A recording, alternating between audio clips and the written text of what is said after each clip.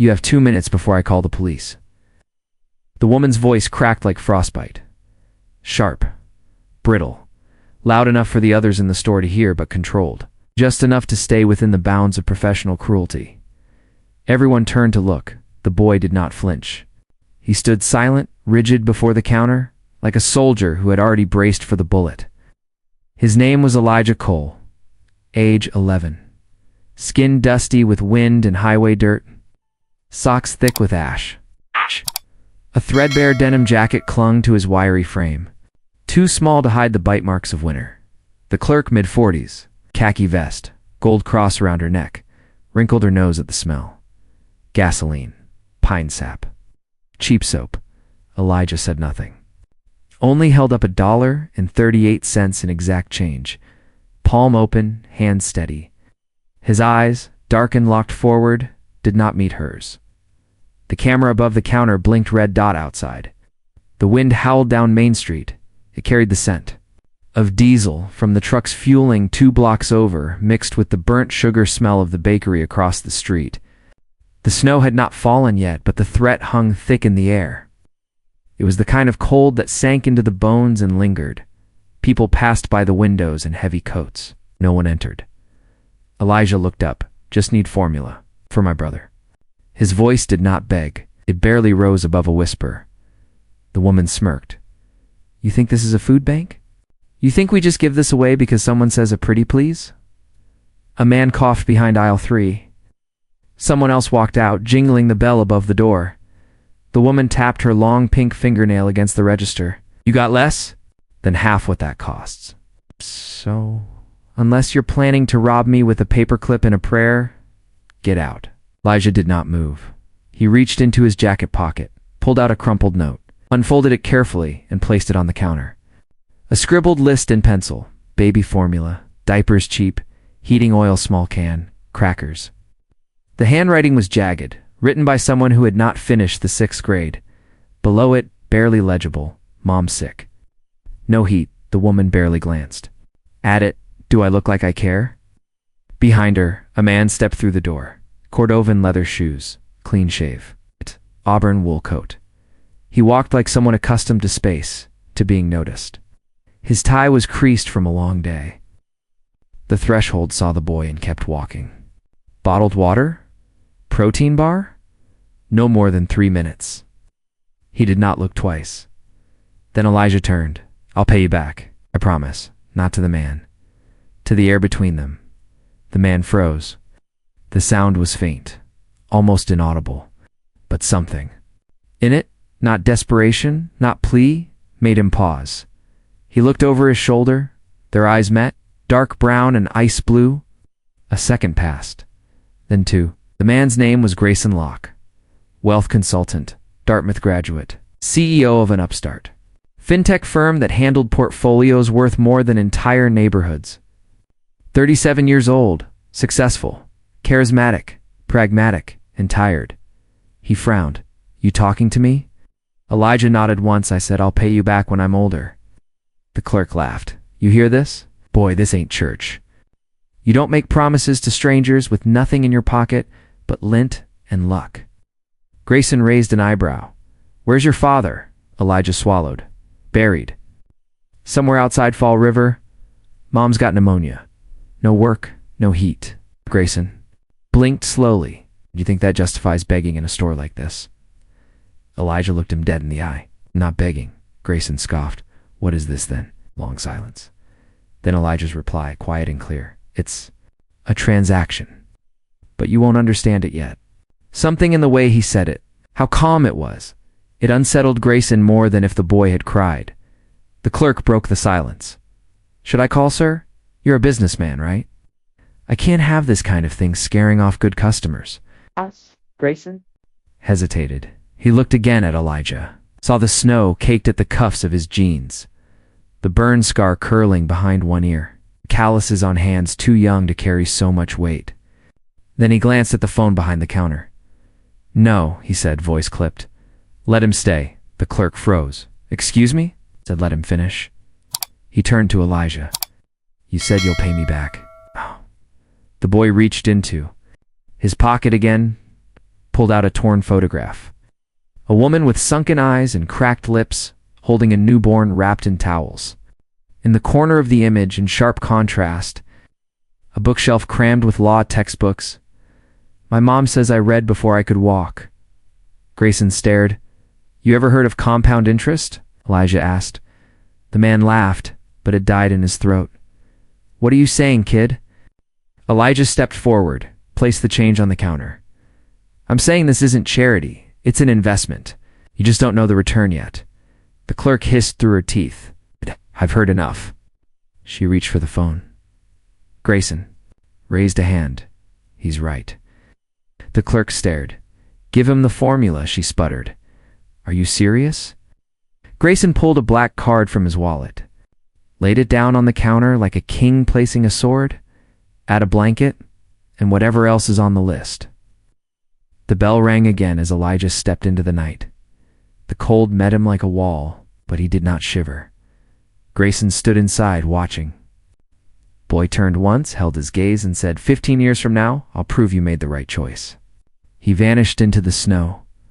Grayson did not understand why the words unsettled him so deeply. But something about the boy's eyes stayed with him. Long after the receipt had printed and the door had shut, something patient, something dangerous, something like a storm that does not come until it is too late to run. Snow covered the mailbox by morning. But the letter inside had no stamp. It had been folded 4 times, tucked between an overdue gas bill and a flyer for discount funerals. The handwriting on the envelope was small, careful. For Ms. Anaya Cole. From Elijah, Anaya found it while dragging herself down the hallway, wrapped in her father's old military coat. Yes. She had been coughing since dawn, each convulsion ripping through her like broken glass. The letter crinkled. In her hand, as she clutched the wall to stay upright, she opened it in the kitchen. No electricity. No sound, except the faint rattle of wind slipping under the door. Inside the envelope, 2 things. A receipt for baby formula from Locke's Market, and a note, scribbled in pencil. Mom, I did it. For Micah, love, E. Anaya dropped into the chair. Her legs buckled from more than exhaustion. She pressed the receipt to her chest and closed her eyes. From the bedroom came a soft whimper, then a cry. She rose slowly. Across town, Grayson Locke could not sleep. The fireplace glowed, but the warmth did not reach him. The walls of his penthouse were glass and steel. Everything gleamed. The silence was curated. Even the refrigerator hummed in measured rhythm, as if apologizing for existing. He stood before the window, bourbon untouched in his hand, watching. The city lights flicker like fireflies lost in fog. A child had looked at him as if he mattered, not for his bank account, not for his portfolio, but because his decision had weight, because he had stood on a hinge moment and could choose cruelty or dignity, and be remembered for either. He had chosen dignity, but it felt unfamiliar. His phone VIB, Rhett, a message from Mallory, his assistant, board confirmed for Aspen. Jet leaves Friday. Reminder, press photo at Westbridge STEM Scholarship event tomorrow. Grayson stared at the message. Then almost absently he typed a reply. Find out where the Cole family lives. Send oil. Quietly, then he put the phone down and walked away. The next morning, the Cole apartment smelled like heat. Real heat. Radiator heat. Metallic and dry. Full of life and history. Anaya staggered into the living room and saw it. A filled tank outside. The rusted unit inside, groaning with warmth like an old man rising from prayer. She collapsed on the couch. Not in weakness, in disbelief. Then she saw it. A note taped. To the door, stay warm. That is all. No name. Just a black and white logo in the corner. Lock in Keen Capital. She pressed her forehead to the door, her breath fogging the wood. Who are you? She whispered, not to the man, to the moment. Weeks passed, then months. Winter melted into spring. Elijah did not return to the market. He did not need to. He worked after school washing trucks at the mechanic shop on Ridley. He read everything he could get his hands on. Newspapers, cereal boxes, books so water-damaged they curled at the spine. Every night he wrote in a spiral notebook with frayed corners, cataloging what he learned. People respect silence more than noise. Power does not ask for permission. Dignity can be weaponized if you know when to draw it. He asked for nothing. But people started watching at the community center. Mr. Hampton, who ran GED night classes, noticed Elijah sitting in the back, even though he was a child among adults. "You lost, son." "No," Elijah said. "Just learning ahead." Hampton studied the boy for a long second. "Who sent you?" "No one." The old man smiled. "Then stay." Elijah did. One night, Anaya found the notebook. It was under the couch, wrapped in an old t-shirt. She sat cross-legged on the floor, flipping through it by candlelight, page after page of observations. Diagrams, notes on urban systems. Maps of grocery stores, banks, and how customers moved. Lists of last names from Wall Street news articles. Predictions, warnings, questions. At the bottom of one page, "If I know their game, I can break the board."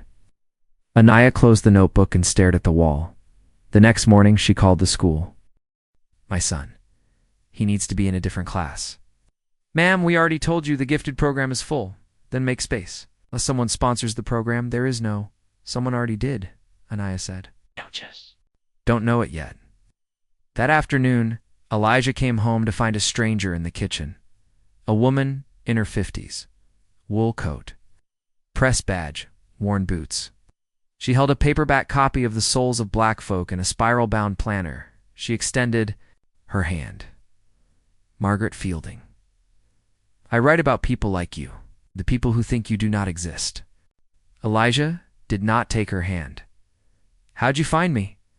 "I asked the woman at the store where the boy with the spine came from." Elijah sat at the table, silent, waiting. Margaret leaned forward. "You said something to a man who forgot how. To see, and it landed. What I want to know is, what are you planning next?" Elijah glanced at his mother, who stood by the sink pretending not to listen. Then back at Margaret. "I'm watching," he said. I'm learning how they move. When I'm older, I'll move louder." Margaret smiled, but it did not reach. Her eyes. "Good. Because the storm only listens to those who know how to build the wind." That night, Elijah wrote 6 more pages. He titled them Phase 1, Observe Without Announcing. Then, the first time in months, he slept without dreaming of cold. The letter arrived on a Tuesday. No return address, just 3 words on the envelope. 4. The next move. Elijah found it slipped between his math book and the notebook he kept wrapped in flannel beneath his mattress. No one else saw it. He waited until the apartment was quiet before unfolding the single sheet of paper, typed, "You know how to watch. Now prove you can see Saturday 11:12 a.m., intersection of Ludlow and 28th. Red coat, wrong briefcase, find the breach. Do not intervene. Just learn." Elijah stared at the paper for a long time. He did not ask how they knew where to reach him. He had learned that real power never needed permission. Simply arrived. At 11:05 a.m., he was already on the rooftop. It was a cold Saturday. Low gray clouds dragged their bellies over the city's shoulders. Below, the intersection buzzed with weekend hurry, buses exhaling steam. Teenagers on skateboards, pigeons dodging pastry crumbs. At 11:10, a man in a red coat appeared. Clean-shaven, sunglasses, holding a tan leather. Briefcased Elijah adjusted the binoculars he borrowed from Mr. Hampton at the center. A second man, same red coat, emerged 2 minutes later. Same sunglasses, same walk. Identical briefcase. But this one hesitated before stepping off the curb. Looked both ways twice, rubbed the side of his jaw with the back of his hand. Wrong hand. Wrong rhythm. Elijah leaned forward. The second man reached the corner mailbox. Paused, and just for a second, swapped the briefcase with the one beside it. No words, no signal. Smooth.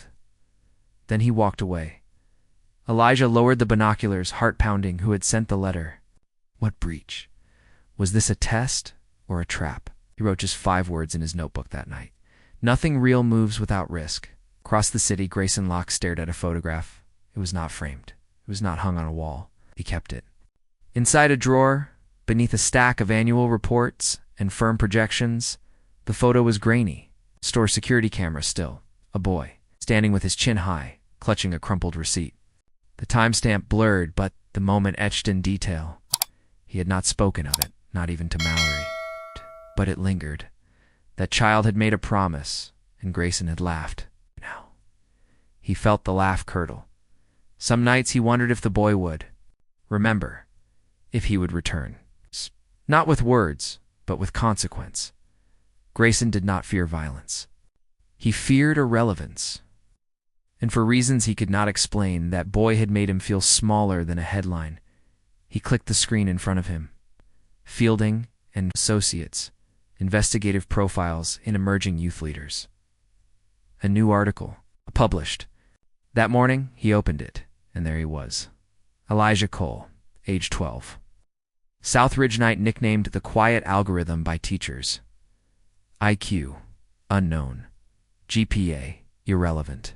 Questions, standardized testing models. Raised by a single mother. First person in the district to build a functioning code-based forecasting system using discarded circuit boards and free software. Grayson closed the laptop. His heart beat faster than he liked. He remembered the name that night. Elijah walked home past a crowd. The school gymnasium had been converted into a charity event. Bright lights, news vans. The mayor's car parked outside. Somewhere inside, people clinked glasses of cider and shook hands like deals as he stayed by the curb until he saw her. Margaret Fielding, press badge tilted sideways, notebook in one hand, a microphone in the other. She saw him too. You came. Watched, she smiled. You always do. He pointed through the window. What is this? She did not answer directly. Instead, she handed him an envelope. Open it when you're ready. Elijah held it to his chest. If I'm never ready, then it will wait, Margaret said. But understand this. Watching is only power until silence becomes complicity. Inside the envelope was an invitation. Locke Foundation Future Leaders. Programmed final round interview. Saturday Midtown office. He looked up sharply. Margaret was already gone. The next morning, Naya found the letter on the table. She sat down slowly. Read it twice, then looked at her son. Elijah, she said quietly. This man, Locke. Why would he open his doors to you? Elijah stared at the invitation. Because I held mine shut, and he remembers what that felt like. 5 minutes, said the receptionist, without looking up. Elijah stood in the atrium of Locke and Keen's Midtown Tower, 27 stories of steel and smoked glass, humming with the low breath of capital. Above him, a chandelier of frosted metal twisted like a frozen hurricane. Everything here gleamed. Even the silence felt engineered. He wore his best clothes, slacks too short at the ankle, buttoned down with uneven stitching, and a pair of church shoes he had wiped down with spit and resolve. A gift from Pastor Riggins. Nothing fit quite right, except the stillness in his face. The receptionist finally looked up. Conference room 6B, end of the hall. Take the internal elevator. Do not touch anything. He walked without hesitation. Conference room was cold. On purpose, a single chair waited for him on one side of the glass table. Across from it, for adults, each dressed like decisions. A venture capitalist in linen, psychologist with soft eyes. An assistant VP who used silence like a weapon in Grayson Locke. Elijah sat without being asked. Grayson tapped the table. Once, you know why you're here. It was not a question. Elijah nodded. Because you remembered. Grayson leaned back. Tell me something I do not know. Elijah's gaze did not shift. You built your empire on predicting risk, but your blind spot is character. You think wealth is a filter for truth? It is not. It's a mirror. Murmur ran through the room.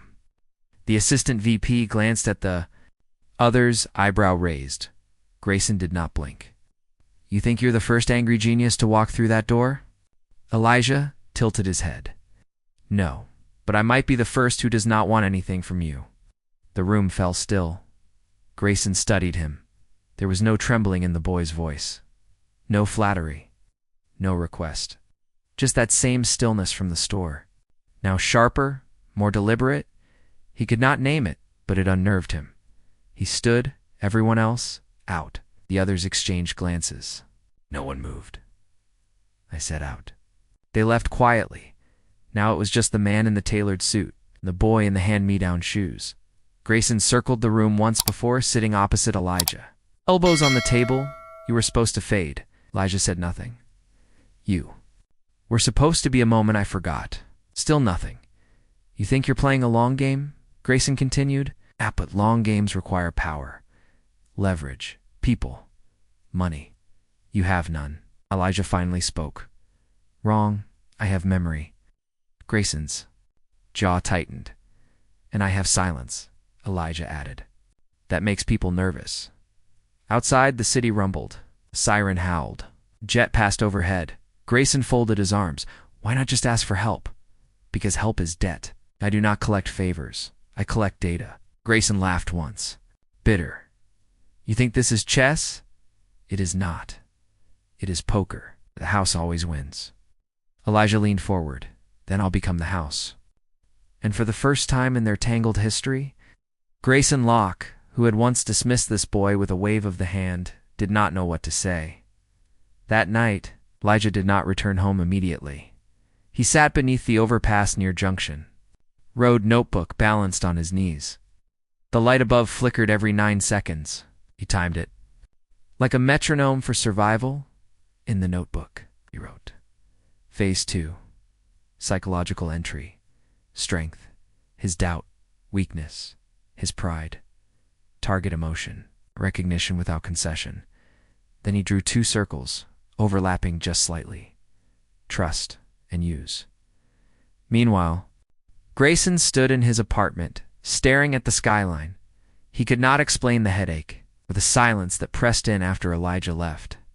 He had seen thousands of pitches, dozens of prodigies, hundreds of broken kids trying to sound brilliant. But this one had not asked to be seen. And still, Grayson could not stop seeing him. He poured himself a drink. Across the room, the fire sputtered. He thought of the receipt from the store, still buried in his drawer. He had kept it.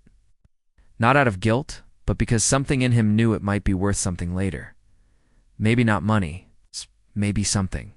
Older than that, like penance or prophecy. He poured the drink down the sink. 3 days later, Elijah received a box in the mail. No note. No return address. Inside, a navy blue jacket, perfectly tailored, still smelling of cedar wood. Folded beneath it, a key card and 1 line. Let us see what you do when the door stays open. The elevator opened onto the 22nd floor with a sound. Like held breath, Elijah stepped out, jacket buttoned, key card still warm in his pocket. The hallway before him smelled of fresh lacquer and power. Everything here was soundproofed, even the footsteps. Light poured in from floor-to-ceiling windows that framed the city. It's like an expensive painting. A receptionist with a tight bun and tighter smile gestured without speaking. Orientations through that door. Last room on the left. She said, "It's the way people point to exits on planes." He walked slowly. Reading everything, the names on the glass walls, the voices behind them, the rhythm of silence when someone important passed. Inside the room, 7 chairs, each already filled. 7. Students, polished shoes, glossy teeth, crisp resumes folded like invitations to inherited futures. They turned when he entered. One girl laughed under her breath. A boy in tortoiseshell glasses muttered something about public placement. Elijah ignored them, sat in the last seat. He did not speak, did not blink. He just listened. The man who entered wore no tie, older, pale with a scar under his lip that he never explained. His name was Richard Nile, ex-CIA consultant. Now Locke Foundation's Director of Strategic Development. He placed a folder on the table. Let us begin. For the next hour, Richard talked about systems, infrastructure, capital chains. He moved quickly, speaking in clean, clipped metaphors. Leverage is gravity. Loyalty is currency. Optics are insurance. The other students scribbled furiously. Elijah did not take notes. He watched the man's hands instead. Tracked the micro-shifts in his brow, measured the pauses in his cadence. He cataloged where Richard avoided eye contact and where he hesitated mid-dash sentence. At the end, Richard closed his folder. "You were being watched," he said. The students looked up, startled, by me and by the cameras. One of you passed. Turned to Elijah. "Your key card has been upgraded. The rest of you will hear from HR." He left the room. The silence left behind tasted like blood. Elijah returned the next morning, alone. His key card. Now opened restricted floors.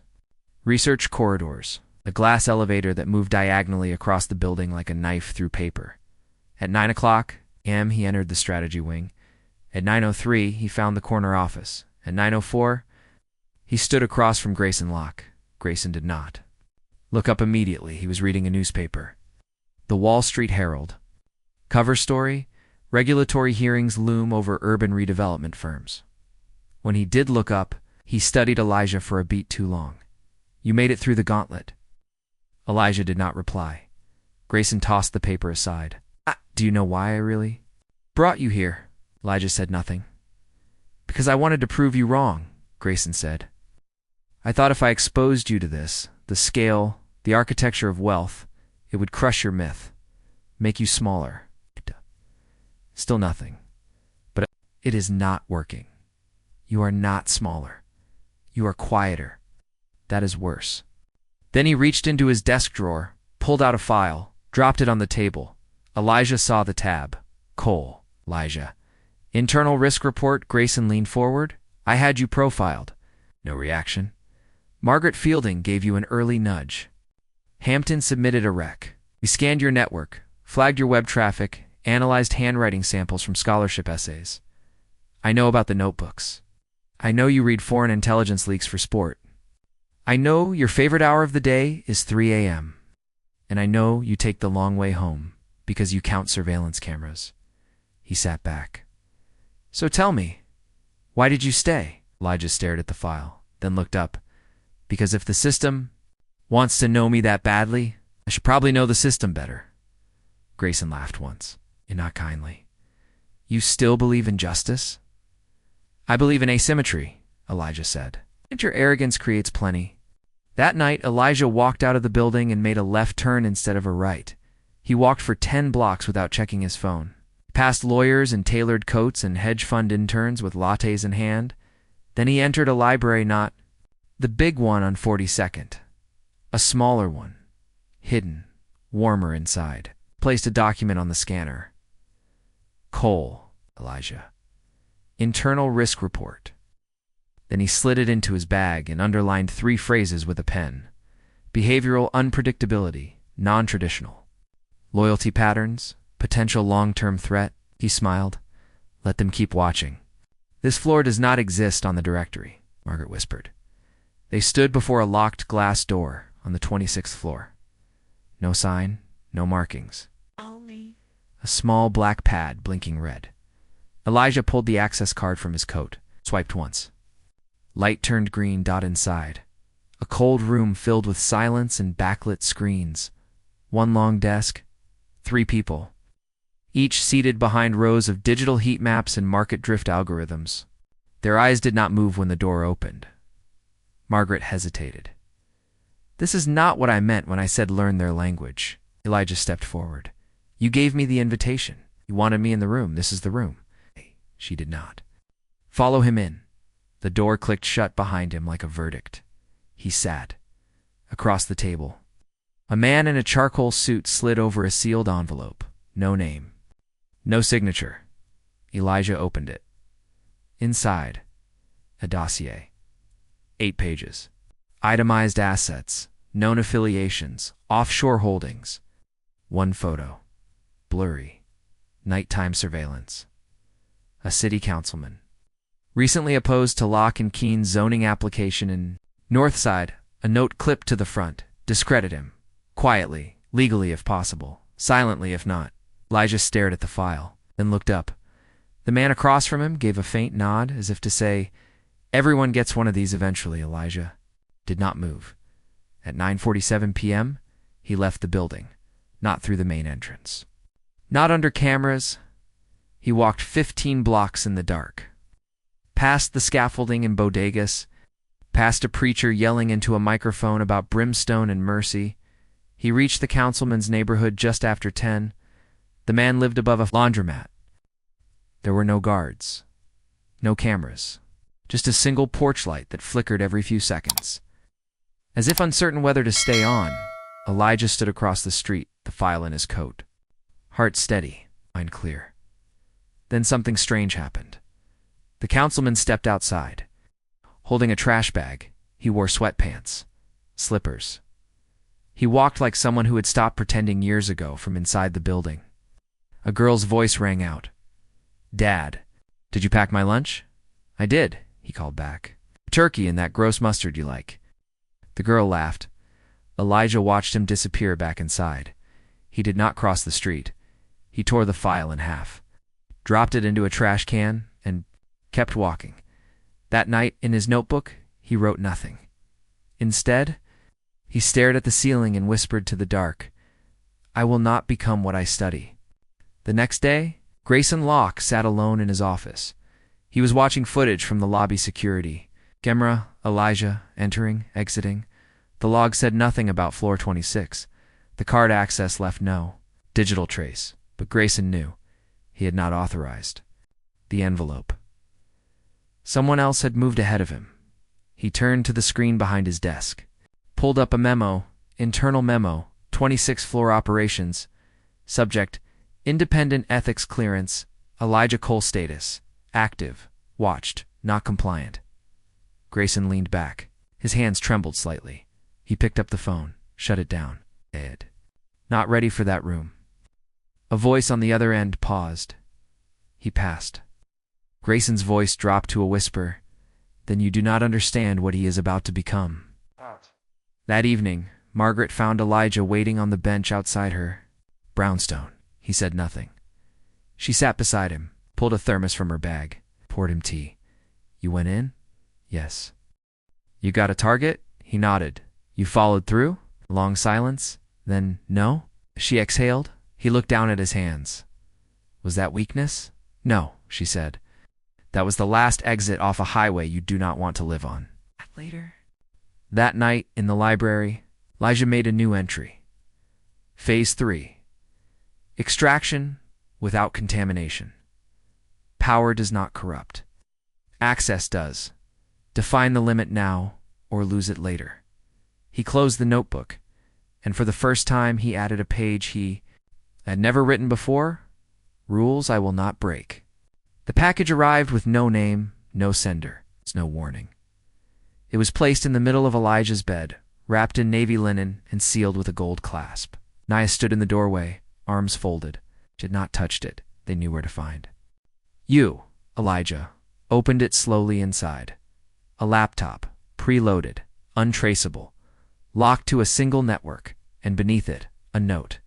You've seen their face. Now we'll show you their hands.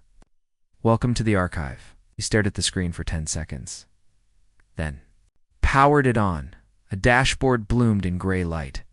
Encrypted files, thousands. Internal audits. Legal dodges, political soft bribes. Redacted memos from state education boards, welfare departments, eviction courts. All linked back, not just to Grayson, but to his competitors, allies, enemies, and successors.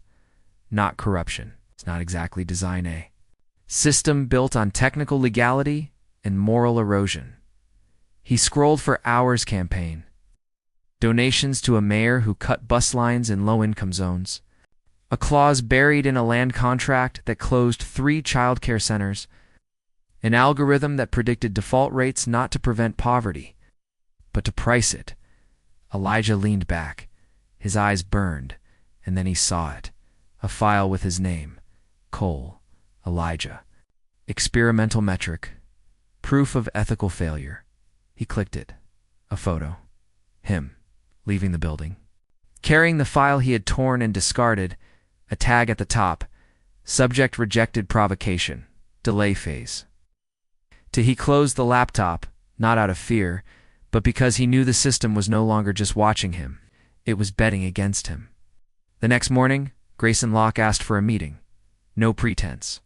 No audience. Just the two of them. They met in a private dining room atop a tower downtown. High ceilings, no menu, 2 chairs, one bottle of water between them. Grayson stared out at the skyline. When I was your age, he began, I thought. Justice was about truth. Later, I learned it is about leverage. The side with better lawyers wins. The side with better timing survives. Elijah said nothing. Grayson turned. I brought you in to kill your myth, but now I am thinking maybe it needs to live. A pause. Then, I want you on the next internal project. Covert analytics. High level. Off-grid. Just us. Elijah narrowed his eyes. You want to use me? Grayson gave a thin smile. Everyone uses everyone. At least I'm being honest about it. Elijah stood. You think I'm still in this for your approval? You're not? He did not answer. Grayson reached into his coat, dropped a photograph on the table. A woman, older, gray braids. Her name, Naomi Benton. Her title, Community Action Coordinator. Eastside Uplift Fund. She's been rejecting our offers. Holding out against a buyout, quietly blocking permits. Grayson pushed the photo forward. She's a matchstick. All I need is the flame. Elijah stared at the photo. He recognized the woman. She used to hand out oranges and winter coats at the church in Southridge, had once paid his school lunch in cash. No one else had noticed. He looked back at Grayson. You think I work for you? I think Grayson said you are what? Comes after me. That night, Elijah returned home in silence. He walked past his mother in the kitchen. She was stirring soup, humming, still wearing her hospital badge. Elijah, she said. A woman came by, said her name was Benton. She dropped off some books she left at the community center. Said you used to sit in the back row and ask hard questions. Elijah froze. She said to tell you something. That she sees the storm. In your eyes, but you get to choose if it becomes thunder. Or ash. He walked to his room and locked the door. Inside, he opened his notebook, tore out the page titled Rules. I will not break. Reread it, then turned it over, drew a single circle, wrote one word inside. Benton. Below it in smaller letters. The first line, I refuse to cross. He folded the page, taped it to the wall, sat on the edge of his bed, stared the next morning. Naomi Benton's car exploded outside her apartment. The smoke was still rising when Elijah arrived. He had run 6 blocks through sirens, broken glass, and screams swallowed by snow. But when he got there was only the ruin and silence. The car that once carried Naomi Benton sat like a gutted furnace. Blackened metal. Twisted frame, no body. The officer standing nearby nodded when he asked. Explosion rigged to the ignition, but she was not inside. Missed her by 5 minutes. She was bringing groceries to a neighbor. Elijah closed his eyes. 5 minutes. He knew what that meant. It had not been a warning. It had been a declaration. They had meant for her. To burn, she had not burned. But now everyone in the neighborhood knew her name. And the message behind the fire. Back at the tower, Grayson poured a drink with shaking hands. He stared out the window. The skyline blurred by city haze and reflection. Mallory stood behind him, tablet in hand. It missed. He nodded once. Good. Was that your intent? Grayson turned, his face unreadable. I do not do fire. That was not me. Mallory hesitated. Then who? But Grayson already knew. Not a name. Not a person. The machine. The one he had built to move without instruction. Optimize outcomes. Silence noise. Neutralize resistance. The archive Elijah had seen was only one tendril of it. Now, it acted on logic, not conscience. He had made a system, immune to pause. And now Elijah had seen what it could do. Later that night, Elijah stood before Margaret Fielding's door soaked from rain. She opened it without surprise. I heard. I need to tell you something, he replied. I need to tell you everything. And he did. The files. The access. The floor. The archive. The photo of Benton. The missing 5 minutes. Margaret did not interrupt. When he finished, she walked to her desk, pulled open a drawer. Took out a microdrive. I've been building a ledger, she said. Documenting the system from the inside out. But I needed Someone with access to the shadows. Elijah looked up. You think I'm your source now? No, she said. I think you're the crack in the mirror. She handed him the drive. Use it, or do not. But you are past the point of silence now. That night, Elijah did not sleep. He opened his notebook. The page labeled Rules I Will Not Break was still on the wall, edges curled with time, he wrote. Beneath it, if they erase the lines, draw new ones and fire. Then he turned on the laptop, opened the drive, mapped the files against the internal archive. Names began to match. Dates, conflicts, patterns. He worked until dawn. At 6:43 a.m., triggered an anonymous upload to a small, well-read journal known for quiet detonations.